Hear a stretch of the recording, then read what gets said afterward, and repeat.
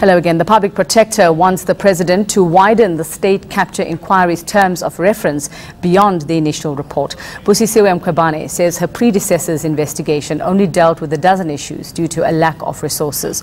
Let's get some more on the story. I'm joined now by the Public Protector spokesperson, Cleopatra Musana. She's on the line for us. Cleopatra, very good morning to you and thanks for your time.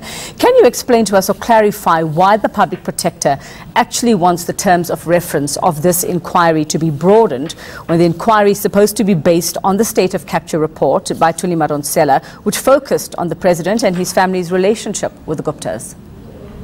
Good morning, Yvette, to you and the listeners. I think you would recall that the state of capture raised quite a number of things, which was alleged breach of the Executive Members' Ethics Act, and also the awarding of contracts by certain organs of state entities linked to the Gupta family. Now, following that, there was the issue that was relating to the Gupta leaks, which raised similar issues.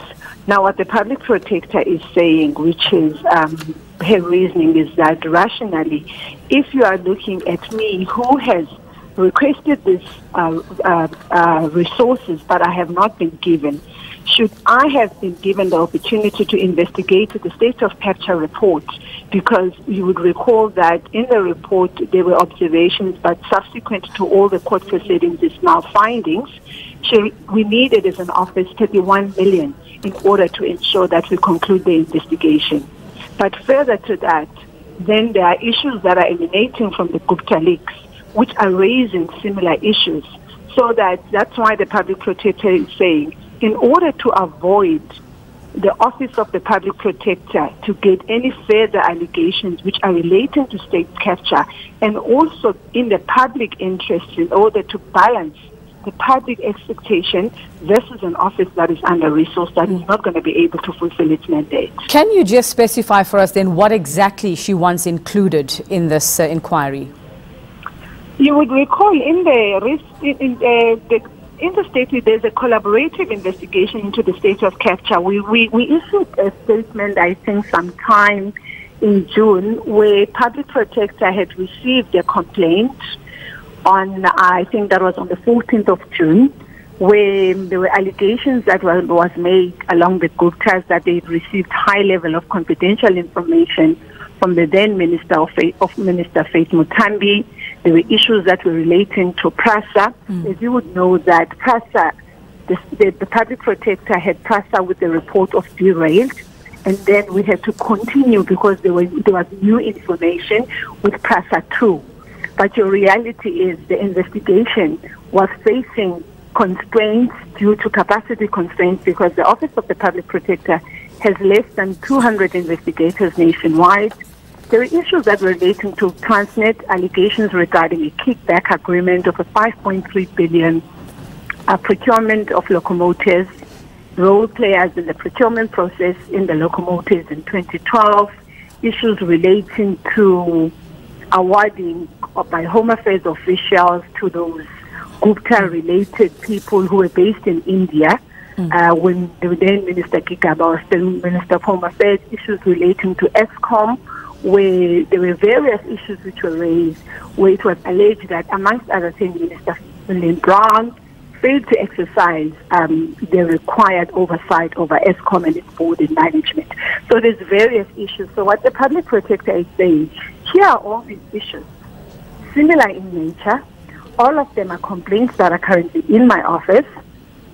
Why don't we just expand the scope, include them, there are issues of SAA, put them in this commission of inquiry so that they are dealt with once and for all. But Cleopatra, just to look at the parliamentary process that is looking into the capture of SOEs at the moment, don't you think then that would be a bit of a waste of resources all over again, because we do have a process that is underway for those other issues, or some of them at least? Look, hence I'm saying, when you're making a request, it's simple. You are saying, I am making a call because I am I'm faced with this reality of being under-resourced.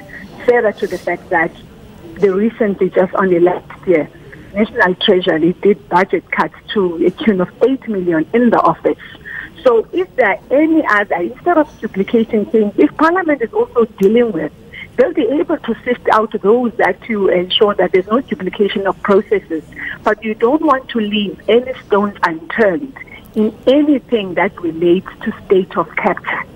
All right, but this inquiry in particular, and just looking at what the High Court ordered, saying that Thuli Madonsela's report must be the starting point for a commission investigation. And we know specifically what that report dealt with. Thuli Madonsela herself saying that she had clarity on what the terms of reference should be, what she investigated, saying there is no room to expand the commission to include what was never investigated.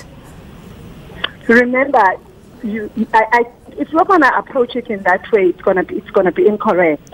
When the state of capture report was issued by the then public protector, which has a right by now to express her opinion on the issue, she had made certain observations. But later on, the court later declared them as findings, okay? Now, the current public protector is facing with realities, and hence we are saying preliminary investigations have been done. So we have record of evidence. We are not saying we are going to start afresh.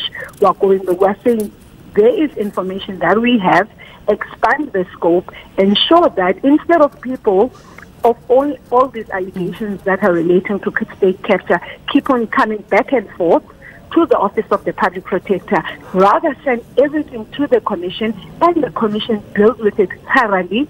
And if there's any if there's any crime committed or any adverse finding against anybody or any wrongdoing, all those people must be held to account, because we need to get to the bottom of every allegation that gets made as to what happened. What should have happened? Is there any discrepancy between what happened and what should have happened within the investigations that are currently sitting within the Office of the Public Protector? And Cleopatra, there are concerns as to how long this will delay the actual findings, especially regarding the president. As you know, it is a matter of urgency. I mean, you are aware basically of the situation at the moment and just how this is affecting the country. How long then will including all of these things, broadening the term of reference, actually delay the outcome of such an inquiry? Because how far back are you actually going to be looking? As I think you've one of the things, the records are there. They all need to be analyzed. So one of the things is that we're dealing with, all that we're saying. We're not saying go back to way back in time. We are being unrealistic in terms of the timelines. It is in the interest of the public protector to ensure that this matter is put to bed and is put into finality. So because the information is there, and that is why she is saying, as part of her responsibility, she is willing to assist, because we have this information. People have come to us. We can give that information. Therefore, if the Commission of Inquiry requires any further information, it has a right to call any other individual to provide more information, as you would know that the Commission has the same powers as that of the Public Protector. Cleopatra, what do you say then to criticism? And I think you are aware since the appointment of Busisiwe Mkhwebane, many saying that she is biased towards the President, that this may be part of her sort of working with him to delay such an inquiry and any findings against him? Look, people have a right to their views and their opinions, but those opinions don't mean that they are reality. And when you are in public office, you get such robust criticism.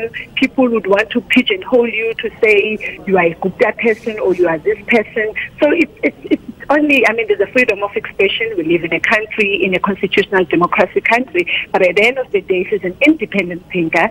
She is not a person aligned to any individual. She only gets to do her work being driven by the Constitution and the law. All right. Do you have any idea then when we can expect these terms of reference to be announced, considering that the Public Protector wants to get involved? Look, the Public Protector has initiated formal processes where she has written to the President requesting this. So it will depend. It's the President's prerogatives. But at the end of the day, the request has been made.